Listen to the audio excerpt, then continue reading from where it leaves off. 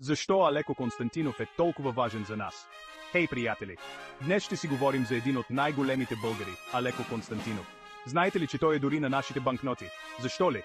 Роден през 1963, Алеко е не просто писател, а истинска обществена фигура. Неговите книги и действия са оставили ярка следа в нашата история и култура. Най-известното му произведение, разбира се, Бай Ганьо. Тази книга е като огледало на българския характер от края на 19 век. Чрез Бай Ганьо, Алеко ни показва както нашите хубави черти, така и някои от недостатъците ни.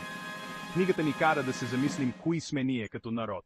Но Алеко не спира до тук. Той е пламенен борец за свобода и човешки права. Неговата енергия и страст го превръщат в символ на промяната и прогреса за България. И ето защо го виждаме на 100-левовата банкнота. Перото в ръката му символизира неговото невероятно писателско майсторство. Тази банкнота ни напомня колко важна е културата за нашето общество.